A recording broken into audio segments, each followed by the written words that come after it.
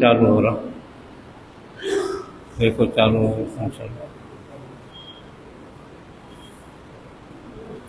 الحمدللہ رب العالمین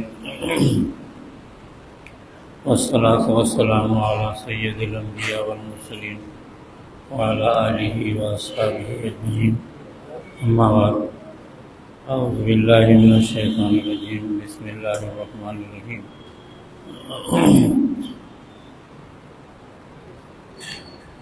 ما كان محمد أبا أحد من رجالكم ولكن رسول الله وخاتم النبيين، صدق اللہ العظیم۔ بھائیو، جو باہر بیٹھے ہوئے وہ اندر آ جاؤ، جو اندر بیٹھے ہوئے وہ آگے آ جاؤ، منتشر ہو کر کے مت بیٹھو، آگے آگے آ کر کے بیٹھو، اچھا رہتا۔ ہمیشہ بھی آگے بیٹھنا تو بڑی فضیلت ملتی ہے، اور ٹیک لگانے کی کوشش نہیں کرنا۔ کالموں کو ٹیک لگا کے بیٹھیں گے تو اس سے کیا فائدہ، سمجھ میں نہیں آتا۔ میرے محترم بھائیو اور عزیزو، دراصل انسان جو دنیا کے اندر آیا ہے وہ دوسرے انسانوں کی ہمدردی کے لیے پیدا ہوا ہے، درد دل کے واسطے پیدا کیا انسان کو، ورنہ سعادت کے لیے کچھ کم نہ تھے کروں دیا۔ یعنی اللہ کی عبادت کے لیے اللہ کی مخلوق کچھ کم نہیں ہے، رات دن اللہ کی مخلوق اللہ کی عبادت کر رہی، اور خصوصاً سب سے زیادہ فرشتے اللہ کی عبادت اتنی کر رہے کہ ہم لوگ کچھ بھی نہیں کر سکتے۔ لاکھوں کروڑوں برس سے فرشتے عبادت میں لگے ہوئے ہیں، ہماری عبادت جو ہے کچھ کام کی نہیں ہے، معمولی سی ہماری عبادت ہے۔ اللہ کے پاس جو ہے کروڑوں فرشتے عبادت میں لگے ہوئے ہیں، پیدا ہوئے جب سے لے کے اب تک قیامت تک کے لیے اتنی عبادت۔ اس کے علاوہ ساری مخلوق اللہ کی عبادت کرتی ہے۔ مقصد انسان کے پیدا کرنے کا جو ہے صرف عبادت نہیں ہے، بلکہ ایک انسان دوسرے انسان سے ہمدردی کرے۔ اللہ تعالیٰ نے انسان کے سینے میں ایک ایسی چیز رکھی جو نایاب ہے۔ جب حضرت آدم علیہ السلام کو بنایا اللہ نے ان کے جسم کو، تو اب اس میں روح ڈالنے کی تھی، جسم مٹی کا اور روح ایک لطیف شے ہے، ایسی چیز ہے جیسے ہوا، اور جسم مٹی کا، دونوں کو جوڑ کیسا بیٹھے گا؟ اب روح کو جسم میں ڈالنا تھا تو اس کے لیے ایک چیز اللہ نے پیدا کی جو دونوں چیزوں کو ملا دیا۔ وہ کیا چیز پیدا کیا؟ دل، جس کو قلب کہتے ہیں، قلب پیدا کیا۔ جب تک قلب نہیں تھا انسان کے جسم میں، آدم کے جسم میں قلب نہیں تھا، اور روح جسم کو قبول نہیں کر سکتی تھی۔ ایک مٹی کا ہے اور ایک جو ہے نور کا ہے، دونوں کیسے جمع ہو سکتے؟ تو دونوں کو جمع کرنے کے لیے اللہ نے ایک چیز پیدا کی، وہ قلب ہے، دل جس کو کہتے ہیں۔ یہ اللہ تعالیٰ کی طرف سے عطیہ ہے، عطیہ ربانی کہتے ہیں اس کو، لطیفہ ربانی جو انسان کو ملا ہے، وہ لطیفہ ربانی قلب ملا، دل پیدا کر کے اللہ نے آدم کے جسم میں رکھا تو روح اندر داخل ہو گئی، نہیں تو روح اندر داخل نہیں ہو رہی تھی جسم میں، اور ہو ہی نہیں سکتی تھی۔ وہ ایک نور ہے روح، اور جسم جو ہے مٹی کا ہے۔ دونوں کو ملانے کی خاطر اللہ نے دل پیدا کیا، قلب جس کو کہتے ہیں۔ ایک بہت بڑی نعمت ہے دل، ہمارے جسم میں ہے قلب۔ ہر چیز اسی سے چلتی ہے انسان کی، دل جو بولا وہ انسان کرتا ہے۔ دل چاہے انسان کو شیطان بنا دے، اور دل چاہے انسان کو فرشتہ ولی بنا دے، ایسی کیفیت ہے۔ تو انسان کو جو اللہ نے پیدا کیا درد دل کے واسطے، ایک دوسرے کا درد رکھے ہر انسان، بس اس کے لیے انسان پیدا ہوا، یعنی اپنے دل کو وسیع کرے، ہر ایک کو اپنا سمجھے. یہ چیز ہمارے پاس بہت بڑی نعمت ہے، ہم اس کو سیکھنا پڑتا. آج کل کوئی کسی کو برداشت نہیں کرتا. آج کل اولاد ماں باپ کو برداشت نہیں کر رہی، بھائی بھائی کو برداشت نہیں کر رہا، پڑوس پڑوس کو برداشت نہیں کر رہا، کوئی کسی کو اپنے دل میں جگہ ہی نہیں دے رہا. حالانکہ انسان اس لیے ہے، اسلام اس لیے آیا تاکہ ایک انسان دوسرے انسان کو جگہ دے اپنے دل میں. سب سے بڑی بیماری ہماری آج کے زمانے میں تنگ نظری ہے. تنگ نظری، تنگ نظر ہو گیا انسان مسلمان. کوئی مسلمان کسی کو برداشت کرنے کو تیار نہیں ہے. حالانکہ اسلام نام جو ہے، اسلام کا مطلب کیا ہے؟ ہر انسان دوسرے انسان کو قبول کرے. انسان جب تک دوسرے کو قبول نہیں کرتا جو ہے انسانیت، ہمارا مذہب نہیں، اسلام نہیں رہے گا. تنگ نظری چھوڑنا اور اپنے دل کو وسیع کرنا. اپنا دل اس قابل بنے کہ چھوٹے بڑے امیر غریب سب کو قبول کرے، سب کے ساتھ صحیح برتاؤ کرے. صحیح برتاؤ ہونا ہر انسان کا. آج ہماری بیماری سب سے بڑی گناہ، ہمارا سب سے بڑا گناہ تنگ نظری ہے. تنگ نظری، بہت تنگ نظر ہو گئے مسلمان. اگر بہت عبادت کریں گے اور تنگ نظری اختیار کریں گے تو عبادت قبول نہیں ہوگی.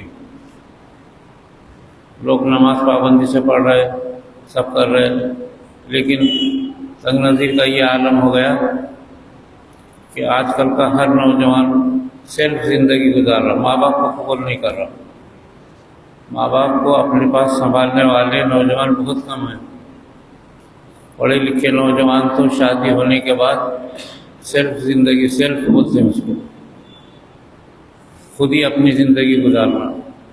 تو وہ ماں باپ کو برداشت نہیں کرتے، بھائیوں کو برداشت نہیں کرتے، بہنوں کو برداشت نہیں کرتے، اور اپنا الگ جا کے زندگی گزارتے ہیں. یہ زندگی صحیح نہیں ہے. اس میں ان سے جو اولاد ہوتی ہے اس کی تربیت صحیح نہیں ہوتی. ہم کو اپنی نسل کی تربیت کرنا ہے تو سب کو ساتھ لے کے رہنا پڑتا، تو انسان کے خاندانی معاملات، گھریلو معاملات صحیح چلتے ہیں. ایک دوسرے میں محبت پیدا ہوتی ہے، ایک دوسرے کا خیال آتا ہے. یہ کیفیت ہمارے پاس عام ہو گئی. حضور صلی اللہ علیہ وسلم جب تشریف لائے تھے دنیا میں یہی حال تھا. عام تھی تنگ نظری. اتنی تنگ نظری تھی حد سے ہوتے ہوتے کہ ماں باپ اپنی بیٹی کو برداشت نہیں کرتے تھے اور بیٹی کو زندہ درگور کر دیتے تھے، زندہ لے جا کے دفن کر دیتے تھے. اتنی تنگ نظری عام ہو گئی تھی. بھائی بھائی کو برداشت نہیں کرتا تھا، قتل کر دیتے تھے. اسی طریقے سے ماں باپ کے ساتھ تو حسن سلوک تھا ہی نہیں. کوئی اولاد اپنے ماں باپ کے ساتھ سلوک نہیں کرتی تھی. پوری دنیا میں تنگ نظری عام ہو گئی تھی. اور عام پڑھا لکھا آدمی، پہلے تو پڑھے لکھے لوگ کم تھے اس زمانے میں، اور جو تھے وہ ان پڑھ لوگوں کو ذرا بھی برداشت نہیں کرتے تھے. یہ تنگ نظری بڑھتے بڑھتے بڑھتے دنیا میں اتنی بڑھ گئی تھی کہ اس کے اثرات ہندوستان میں سب سے زیادہ تھے. ہندوستان کے اندر تنگ نظری اتنی ہو گئی تھی کہ یہاں کی پست قومیں، دلت قومیں، شودر جن کو کہتے ہیں، وہ ان کے ساتھ تو اتنا بدترین سلوک تھا کہ دنیا میں کہیں اتنا بدترین سلوک نہیں تھا.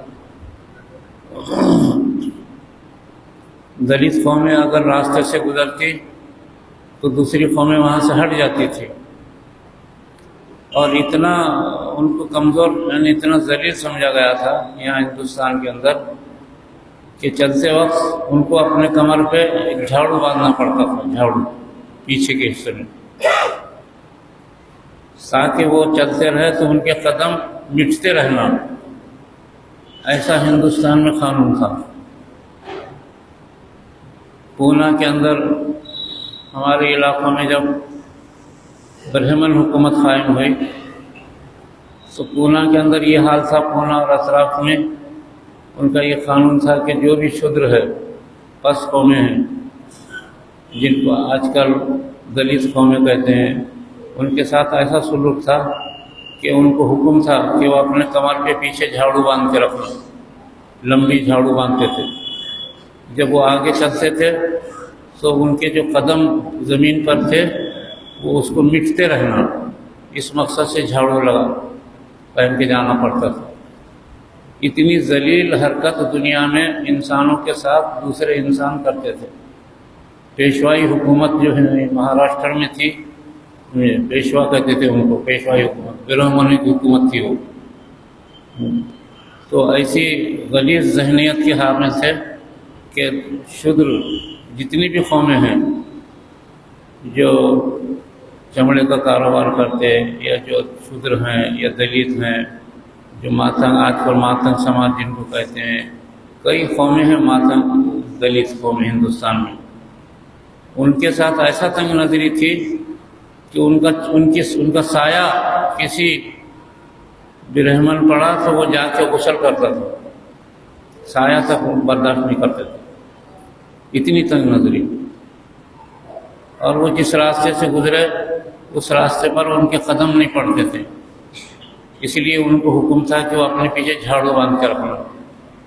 چنانچہ پیشوائی حکومت میں ساری قومیں جھاڑو باندھ کے رکھتی تھی، پلیت قوم، ان کو حکم تھا حکومت کا۔ ایسا ذلیل سمجھا جاتا تھا دنیا کے اندر دلت قوموں کو، ان کی کوئی عزت باقی نہیں تھی۔ آج بھی اس کے اثرات ہندوستان میں اتنے ہیں کہ جو کنویں سے عام انسان پانی پیتا ہے وہاں سے ان کو پانی پینے کا حکم نہیں، آج بھی وہ اس کنویں پر پانی پینے کے لیے نہیں جا سکتے جہاں پر عام انسان پانی پیتا ہے۔ جس گاؤں میں کنویں رہتے ہیں، ٹانکیاں رہتی ہیں، اس ٹانکی پر جو عام انسان پانی پیتا، وہاں سے شودر کو، دلت قوموں کو پانی پینے کی اجازت آج بھی نہیں ہے، حتیٰ کہ ان کا خدا الگ، ان کا خدا الگ، ہر ایک کی مورتی الگ۔ یہ تنگ نظری کی انتہا ہندوستان میں بہت زیادہ ہو گئی۔ سب سے زیادہ تنگ نظری جو پھیلی ہندوستان میں پھیلی، بہت زیادہ۔ اور اسلام جو مذہب آیا تھا عام لوگوں کو قبول کرنا، عام انسان کے ساتھ اچھا رہنا، اس کو آج کل کے اصطلاح میں جمہوری حکومت کہتے ہیں۔ جمہور کے معنی ہے عام انسان ایک دوسرے کے ساتھ برابر کا سلوک کرے، اس کا معنی ہے جمہور۔ ہندوستان کی تنگ نظری کو دور کرنے کے لیے جب انگریز چلے گئے تو جب یہاں کا قانون دستور جو بنا، وہ اس وقت بابا صاحب امبیڈکر وزیر قانون تھے، اور اس میں 300 آدمیوں کی کمیٹی تھی ان کے ساتھ، اور اس میں اکثریت مسلم علماء کی تھی۔ کوئی قانون کا دفعہ جب تک مولانا ابوالکلام آزاد کی نظر سے نہیں گزرتا تھا وہ دفعہ پاس نہیں ہوتا تھا۔ مولانا ابوالکلام آزاد ہر قانون کے دفعہ کو دیکھا کرتے تھے، اتنی نظر تھی ان کی۔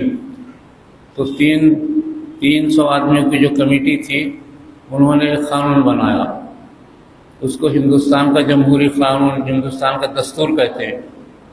ہندوستان کا دستور اتنا بہترین بنا ہوا ہے، دنیا کے اندر کسی ملک میں ایسا دستور نہیں ہے، اگرچہ کہ اس پہ عمل ہوتا نہیں، لیکن عام انسانوں کے ساتھ حسن سلوک کے بڑے احکامات ہیں اس میں۔ ایسا دستور ہندوستان کا بنا، اس کو جمہوری حکومت کہتے ہیں آج کل۔ لفظ جمہور یہ عربی لفظ ہے، لفظ جمہور کے معنی عام انسان، عام انسان کے ساتھ جو ہے ایک برابری کا معاملہ ہونا، اس کا نام ہے جمہور۔ تو ہمارے ہندوستان کا جو قانون بنا وہ 26 جنوری 1950 کو نافذ ہوا تھا، تو سب سے بہترین دستور بنا ہمارا۔ اس وقت 300 لوگوں کی کمیٹی تھی جس میں ہر مذہب کے لوگوں کو رکھا گیا تھا، اور اس وقت وزیر قانون تھے بابا صاحب امبیڈکر۔ ہندوستان کے اندر شودر کے ساتھ اور پست قوموں کے ساتھ جو برتاؤ ہوتا تھا وہ بہت بدترین برتاؤ تھا، انسانیت سوز برتاؤ ہوتا تھا۔ نہ صرف ان کو ذلیل سمجھا جاتا تھا بلکہ ان کے ساتھ ان کے کھانے پینے میں ہر چیز میں ایسی غلیظ حرکتیں ان کو رکھی گئی تھی کہ جو ہر عام انسان اس کو برداشت نہ کرے۔ ایسی چیز تھی ہندوستان کے اندر۔ انگریزوں کے دور میں وہی چلتا رہا۔ جب ہندوستان آزاد ہوا تو یہ ساری چیزوں پہ ہندوستان میں اس وقت ہر مذہب کے لوگ قابل ترین لوگ تھے، ہر مذہب میں، اور وہ اس چیز کو محسوس کرتے تھے۔ چنانچہ اس سلسلے میں سب سے پہلے جو کمیٹی بنائی گئی کہ ہندوستان کا قانون بنایا جائے، جس کو دستور کہتے ہیں، آئین کہتے ہیں، تو اس وقت 6 مہینے 300 لوگوں کی کمیٹی ہوا کرتی تھی، میٹنگ ہوتی تھی، اور اس میں مسلم بڑے بڑے علماء شریک تھے اور ہر مذہب کے بڑے بڑے آدمی شریک تھے، لائق لوگ سب شریک تھے، ہندو مذہب میں ہوں یا دلتوں میں ہو، ہر مذہب کے اندر لائق لوگ اس وقت تھے پارلیمنٹ کے اندر۔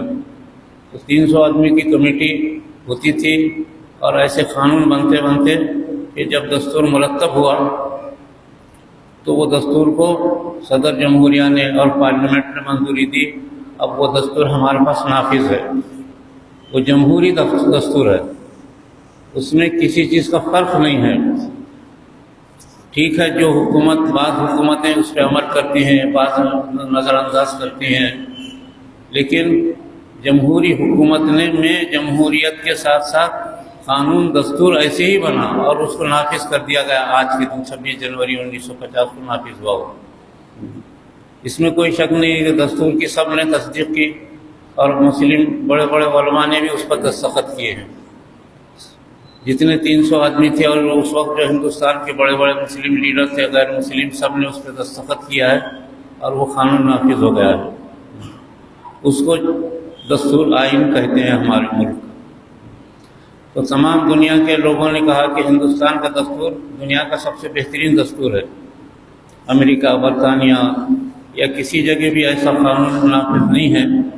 ہمارے پاس مسلم ملکوں میں بھی تنگ نظری نافذ ہے، اونچ نیچ کا سوال ہمارے پاس بھی چلتا رہتا ہے۔ مسلمانوں میں بھی عام طور سے تنگ نظری ابھی تک جاری ہے۔ بہت ساری قومیں، ذاتیں اپنے آپ کو اونچا سمجھتی ہیں اور دوسروں کو نیچ سمجھتے ہیں، حالانکہ عبادت میں کوئی فرق نہیں کرتے، اللہ کا یہ فضل ہے۔ میرے عزیز دوستو، عمومی حیثیت سے ہر انسان دوسرے انسان کو عزت دے، کوئی ہو۔ حضرت مولانا قاسم صاحب نانوتوی رحمۃ اللہ علیہ، جنہوں نے ایسا دارالعلوم قائم کیا کہ جس کا اثر پوری دنیا میں ہو گیا، پوری دنیا میں وہ مدارس چل پڑے اور علم کا غلغلہ ہو گیا، پوری دنیا کے اندر دین صحیح نافذ ہوا۔ تو مولانا قاسم صاحب نانوتوی رحمۃ اللہ علیہ کا یہ حادثہ کہ رات بھر ذکر کرتے تھے وہ، اور صبح فجر سے پہلے مدرسے کا جو سنڈاس تھا اس کو ہاتھوں سے خود صاف کرتے تھے فجر کے اذان سے پہلے، اور صاف کر کے اس پہ پانی ڈال کر کے جو ہے سب کے لیے کھول دیتے تھے۔ کس قدر اپنے آپ کو سب کے برابر سمجھا، سب کو عزت دی۔ آج کل کوئی ایسا کام نہیں کرتا، مولانا قاسم صاحب نانوتوی کا یہ معمول تھا۔ اور ایک مرتبہ انہوں نے کچھ مسائل ایک بھنگی سے معلوم کر لیے تھے۔ ایک بھنگی سے پوچھا، بھائی یہ گندگی کے اندر کیڑے کیسے پیدا ہوتے ہیں اور کیسے مرتے ہیں؟ ایک بھنگی ان کے پاس آتا تھا، اس سے معلوم کیا تو اس نے بتایا یہ کیڑے ایسا پیدا ہوتے ہیں، ایسا مرتے ہیں، ایسا ہوتا ویسا ہوتا۔ تو اس سے یہ چیز سیکھ لیا تھا انہوں نے، تو وہ اس کو اپنا استاد سمجھتے تھے۔ جب بھی صبح میں ان کے مکان میں بھنگی آتا تھا تو کھڑے ہو جاتے تھے اس کے احترام میں، پھر وہ جب جاتا تھا پھر بیٹھ جاتے تھے، تو وہ شرماتا تھا اور بہت عاجزی کرتا تھا اور روتا تھا کہ حضرت آپ اتنے بڑے بزرگ ہیں، میرے لیے کیوں اتنا عزت کرتے ہیں میری؟ کہا کہ بھائی تو بھی ہمارے جیسا انسان ہے، تو بھی تیری اہمیت ایسی ہے جیسے ہماری ہے، اور تیرے سے میں نے کچھ علم سیکھا ہے، اس لیے تو میرا استاد ہو گیا ہے، اور استاد کا احترام کرنا ہمارے لیے ضروری ہے۔ جب یہ بات ہوئی تو آگے چل کے وہ بھنگی ایمان لائے۔ اس طریقے سے ہمدردی ہم مسلمان ایک دوسرے سے کیا کرتے تھے۔ شیخ الاسلام مولانا حسین احمد مدنی رحمۃ اللہ علیہ کا واقعہ ہے کہ عام طور سے ڈی کلاس میں، یعنی پیسنجر جو کلاس ہے ریل کی، اس میں سفر کرتے تھے، پہلے دوسرے تیسرے، پہلے میں دوسرے میں نہیں بلکہ تیسرے درجے میں سفر کرتے تھے ہمیشہ عام طور سے۔ تو جیسے لوگ بھیڑ گھس کے بیٹھتے ہیں، آپ بھی ایسے بیٹھا کرتے تھے، حالانکہ پورے ملک کا دورہ کرتے تھے۔ ہندوستان کی آزادی کے لیے جو ہے سب سے بڑی قربانی ہے ان کی۔ ایک دن ریل میں سفر کر رہے تھے تو بازو میں ایک آدمی کو دیکھا، وہ بار بار سنڈاس کو جا رہا، پھر واپس آ رہا، پھر جا رہا، پھر واپس آ رہا۔ آپ سمجھ گئے۔ کچھ دیر کے بعد آپ گئے اور اپنے ہاتھوں سے سنڈاس کو صاف کیا، ریل کے سنڈاس کو، اور اس میں پانی ڈالا، سب کچھ کیا۔ اس کے بعد پھر آ کے بیٹھے، پھر بازو والے سے کہا کہ اب آپ جائیے، تو وہ جا کر کے دیکھا تو سنڈاس صاف تھا۔ اس قدر متاثر ہوا کہ آ کے اس نے آپ کے پیر پکڑ لیے، پھر پوچھا آپ کون ہیں، نام پوچھا تو مشہور نام تھا حسین احمد مدنی، پیر پکڑ لیے، قدموں پہ بیٹھ گیا، رونے لگا۔ پھر پوچھا آپ کہاں جا رہے ہیں؟ کہا کہ میں دیوبند جا رہا ہوں۔ تو دیوبند کا نام بھی مشہور تھا، وہ بھی دیوبند ساتھ ساتھ آیا۔ پھر آپ اتر کر کے سادے رکشے میں بیٹھ کر کے اپنے گھر پہ گئے، تو وہ بھی پیچھے پیچھے سادے رکشے میں بیٹھ کے گھر پہ گیا اور حضرت کے دروازے پہ بیٹھ گیا۔ تو حضرت اندر چلے گئے، جا کر کے جب باہر آئے دیکھا تو بیٹھا ہوا ہے۔ ارے میاں تو کیسے بیٹھا؟ تو آیا کیسے؟ کہا کہ میں نے آپ کا جو عمل دیکھا، آج دنیا میں ایسا عمل کرنے والا کوئی نہیں ہے، آپ مجھے بھی اپنے حلقے میں داخل کر لیجیے۔ چنانچہ مسلمان ہو گئے، وہ ایمان لائے، حضرت سے بیعت بھی کیا انہوں نے۔ تو یہ ہمارے بزرگوں کا عمل تھا اصل میں، جمہوری، کہ عام انسانوں کو اپنا انسان سمجھتے تھے۔ حدیث میں آتا ہے کہ اگر کسی کو کوئی انسان ذلیل سمجھتا ہے، کمتر سمجھتا ہے کسی کو، مجھے ارے بیٹھ بھائی، وہاں بیٹھ، وہاں بیٹھ، ہاں بیٹھ بیٹھ۔ ہر انسان کسی انسان کو کمتر نہیں سمجھے، یہ اپنا مذہب ہے، یہ ہمارے بزرگوں کا طور طریقہ تھا۔ اسی طریقے سے دنیا کے اندر دین پیدا تھا، چلتا تھا۔ حدیث میں آتا ہے کہ کوئی انسان کسی کو اگر کمتر سمجھے، اپنے سے ذلیل سمجھے، تو اس کی موت نہیں آئے گی جب تک کہ اس کو اسی مقام پہ نہ پہنچا دیا جائے جس پہ کسی کو ذلیل سمجھا تھا۔ یہ بہت سخت حدیث ہے۔ یہ کوئی انسان کسی کو اگر کمزور سمجھے اور کمتر سمجھے، آج ہر آدمی ایک دوسرے کو کمتر سمجھتا، سیٹ آدمی غریب کی اہمیت نہیں دیتا، پڑھا لکھا عالم آدمی ان پڑھ آدمی کی اہمیت نہیں دیتا، کمتر سمجھتا ہے۔ تو کمتر سمجھنا جو ہے، یہ حدیث میں اتنی سخت حدیث ہے اس کے لیے کہ جو شخص اگر کسی کو کمتر سمجھتا ہے تو اس کی موت نہیں آئے گی جب تک وہ کمتر کے برابر نہ ہو جائے۔ وہ جب ایسا ہی بنے گا تو اس وقت تک اس کی موت نہیں آئے گی، مرنے سے پہلے وہ خود ذلیل ہو جائے گا، مرنے سے پہلے۔ یہ سخت حدیث ہے یہ۔ اسی وجہ سے عام طور سے کوئی کسی کو کمتر نہیں سمجھنا چاہیے، برابر۔ آپ صلی اللہ علیہ وسلم اسی وجہ سے جو صحابہ کا لباس تھا وہی لباس آپ پہنا کرتے تھے، اور اپنے آپ کو کوئی خاص لباس پہنا کر کے، بہت بڑا مرشد، بڑا جبے قبے پہن کر کے آپ نہیں بیٹھتے تھے، بلکہ جو صحابہ کا لباس رہتا تھا وہی آپ کا بھی لباس رہتا تھا. کبھی اپنے آپ کو امتیازی کیفیت نہیں دی، کبھی اپنے آپ کو یہ نہیں سمجھا کہ میں بڑا ہوں. کئی مرتبہ دنیا کے لوگ صحابہ سے آپ سے ملنے کے لیے آئے. ایک مرتبہ ایران کا جو ہے ایک مرتبہ ایک وفد آیا ابتدائی زمانے میں جو ہے یونان کا، جو دنیا کی سب سے بڑی حکومت تھی، جس کو کسرا کہتے تھے. دنیا کی سب سے بڑی حکومت نے ایک مرتبہ وفد بھیجا اور کہا کہ جاؤ، جو دنیا میں شہرت چل رہی محمد کی وہ دیکھ کر کے آؤ کیسے لوگ ہیں. تو بڑے بڑے لائق لوگ آئے. آ کر کے انہوں نے مدینہ منورہ میں جو ہے ان کے سامنے کھڑے ہو گئے. پھر انہوں نے پوچھا، انہوں نے کہا کہ ہم وقت کی شکل میں آئے ہیں اور ہم کو محمد صلی اللہ علیہ وسلم سے ملنا ہے.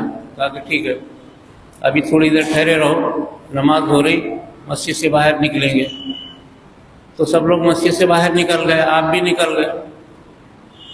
اب وہ وقت کے بڑے بڑے لوگ سامنے کھڑے ہوئے ہیں اور وہ پوچھ رہے کہ بھائی تمہارے اندر محمد کون ہے؟ انہوں نے یہ سمجھا تھا کہ شاید محمد صلی اللہ علیہ وسلم بولے تو بڑا جبہ قبا، بڑے زیورات اور بڑا عالیشان لباس پہنے ہوئے ہوں گے جو سب کے اندر ممتاز نظر آئیں گے، ایسا سمجھے تھے وہ لوگ. تو اب وہ ادھر ادھر دیکھتے رہے، کہیں بھی ایسا شخص نظر نہیں آیا. تو انہوں نے پوچھا بھائی محمد کون ہے؟ اتفاق سے آپ سامنے ہی کھڑے تھے. کہا کہ یہ کیا ہے؟ حضور صلی اللہ علیہ وسلم کھڑے ہوئے تھے. ان کی آنکھوں سے جب آنکھ ملائی تو جو وفد کا امیر تھا وہ بے ہوش ہو کے گر گیا. کہا کہ یہ محمد ہے. کہا کہ ہاں یہی ہے. اتنی ہیبت طاری ہوئی اس کے اوپر کہ دیکھتے ہی گر گیا، اور دوسرے لوگ تو دیکھ بھی نہیں سکے آپ کو. بالکل وہی لباس میں تھے جیسے عام لوگ لباس پہنتے ہیں. آج کل جیسے بہت سارے مرشداں بڑے بڑے قبے جبے کیا کیا پہن کر کے آ کے لوگوں کو اپنا بیوقوف بناتے ہیں اور اپنے پیٹ کی غذا وصول کرتے رہتے ہیں، اپنے آپ کو بڑا سمجھتے ہیں. یہ خلاف سنت اسلام کے خلاف نظریہ ہے. اسلام کا جو نظریہ ہے سب مساوی برابر ایک درجے کے اوپر رہنا، ایک ساتھ بات چیت کرنا، کوئی کسی کو بڑا نہیں سمجھنا، کوئی کسی کو چھوٹا کمتر نہیں سمجھنا. عام طور سے کمتر سمجھنے کا رواج اپنے گھروں میں عام ہے. ہر گھر میں آنے والی بہو کو کمتر سمجھتے ہیں. ہر شوہر اپنے آپ کو بڑا سمجھتا، بیوی کو کمتر سمجھتا، حالانکہ عورت کا مرتبہ سب سے بڑا ہے.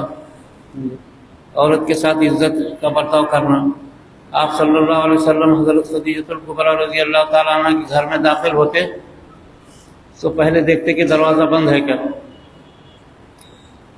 اور اس وقت دروازہ چوکھٹ نہیں تھی، صرف کمبل پڑی ہوئی رہتی تھی. تو آپ پہلے کھکارتے تھے، کھنکارتے تھے، ہنستے تھے. پھر اس کے بعد پردہ ہٹا کے داخل ہوتے تو سب سے پہلے آپ سلام کرتے حضرت خدیجہ الکبریٰ کو ادب سے. اس کے بعد حضرت خدیجہ الکبریٰ جواب دیتی، پھر آپ اندر داخل ہوا کرتے. ہر لمحہ حضور صلی اللہ علیہ وسلم کا یہ معمول تھا. صرف حضرت خدیجہ الکبریٰ ہی نہیں بلکہ بعد میں حضرت عائشہ اور جتنے ازواج مطہرات تھے ان کے ساتھ جو ہے اس قدر احترام کا برتاؤ کرتے تھے. آج کل ہر شوہر بیوی کو غلام سمجھا ہوا ہے، اس کو کمتر سمجھا ہوا ہے. ہر ساس اپنے بہو کو کمتر سمجھی ہوئی ہے. جو بہو گھر میں آئی اس کے ساتھ بدترین سلوک ہمارے پاس جاری ہے. پڑوس کو برداشت نہیں کرتا. نوجوان لوگ جو اپنے آپ کو جو ہے شادی ہونے کے بعد نوکری لگ گئی، شادی ہو گئی، اب اپنی بیگم کو لے کے الگ رہتے ہیں. ماں باپ کو، بھائیوں بہنوں کو برداشت نہیں کرتے. یہ غلط زندگی ہے، یہ بالکل ناجائز حرام زندگی ہے. کئی لوگوں کو دیکھا اپنے ماں باپ، اپنی ماں پڑی بھی ہے، ماں کو نہیں دیکھتے. اکثر گھروں میں مائیں بیٹیوں کے پاس رہتی ہیں، بیٹے نہیں سنبھالتے. اس قدر نحوست دنیا کے اندر ہمارے عمل میں جاری ہے. اکثر ماں باپ جو ہے ماں باپ بیٹیوں کے پاس جا کے رہ جاتے، بیٹے سنبھالتے نہیں، وہ اپنے بیوی بچوں میں مگن رہتے ہیں. یہ ایسا غلط اور بدترین ماحول ہمارے پاس پھیل گیا کہ اس کی وجہ سے ساری گھروں میں نحوست پھیل گئی، برکتیں ختم ہو گئی۔ جو لوگ سیلف زندگی گزار رہے ہیں ایسے اپنے ماں باپ کو، بھائی بہنوں کو چھوڑ کر، وہ برباد ہو جا رہے ہیں کچھ دنوں میں، ان کی تباہی یقینی ہے۔ کئی لوگ میں نے دیکھا بڑی بڑی بیماریوں میں مر گئے، جب مرنے لگے تو پھر ماں باپ یاد آ گئے، تو وہی ماں باپ آ کر کے سہارا دیے۔ ایسے کئی واقعات میں نے دیکھا۔ زندگی میں ماں باپ کی کوئی اہمیت نہیں، بھائی بہنوں کی نہیں، رشتہ داروں کی نہیں، کچھ بھی نہیں، صرف بولے ہم صرف زندگی۔ تو یہ یہودیوں کا طریقہ ہے، عیسائیوں کا۔ میرے عزیز دوستو، یہ بات میں آپ کو سنایا جمہوریت کی بنیاد پر، جمہور کا مطلب سمجھایا۔ اسلام خود جمہوری مذہب ہے، اسلام ہر ایک کو عزت دیتا ہے۔ اسلام میں ہر ایک کے ساتھ محبت کا برتاؤ کا ضروری حکم ہے۔ کوئی کسی کو چھوٹا بڑا نہ سمجھے، اپنے آپ کو بڑا نہ سمجھے، تکبر نہ کرے، غرور نہ کرے۔ غرور تو سارے عبادت کو ضائع کر دیتا ہے انسان کا۔ ان چیزوں سے پرہیز کرے۔ میرے عزیز دوستو، یہ مطلب ہے کہ اسلام اسی مقصد کے لیے آیا تھا۔ حضور صلی اللہ علیہ وسلم کے بارے میں جو ہے کہ آپ جو ہے ساری کائنات کے لیے رحمت بن کر آئے، کیا مطلب ہے اس کا؟ ساری انسانیت کا آپ نے برابر سمجھا، سب کو عزت کا مقام دیا، سب کے ساتھ حسن سلوک کیا۔ یہ ہے آپ کی جو ہے ساری دنیا کے لیے رحمت بننا۔ تو سارے ہمارے حضور رحمت تھے چلاتے رہتے مسلمان، اور خود جو ہے زحمت بنے رہے، خود ایک دوسرے کو تکلیف دے رہے، خود ایک دوسرے کو برباد کر رہے۔ یہ اپنی زندگی کو بدلنا پڑے گا۔ اس وجہ سے اسلام ایک ایسا مذہب ہے کہ جو سب کو اپنے ساتھ برابر کا سلوک دیتا ہے، سب کے ساتھ حسن سلوک کرتا ہے۔ اس وجہ سے پوری دنیا اس طرف اب مائل ہو رہی ہے، ساری دنیا اس طرف آ رہی ہے۔ عیسائی ملکوں میں ہزاروں عیسائی اسلام قبول کر رہے ہیں۔ کمیونزم بعد آ گیا، اسلام کی طرف مائل ہو گیا کمیونزم۔ دنیا کی قومیں، ہندوستان کی قومیں ایک توحید، ایک اللہ کی طرف مائل ہو گئے۔ ایک اللہ ہے، یہ ساری دنیا کہہ رہی، ہندوستان کی قومیں بھی کہہ رہی کہ ایک ہی بھگوان ہے، ایک ہی خدا ہے، باقی کوئی خدا، انسان کوئی خدا نہیں ہے۔ یہ ساری دنیا میں یہ چرچا چل رہا ہے اس وقت۔ اسلام کا جو نظریہ ہے ساری دنیا قبول کر رہی کہ سب کو برابر سمجھو، ایک سمجھو۔ یہی حضور صلی اللہ علیہ وسلم کی سب سے بڑی سنت ہے میرے عزیز دوستو۔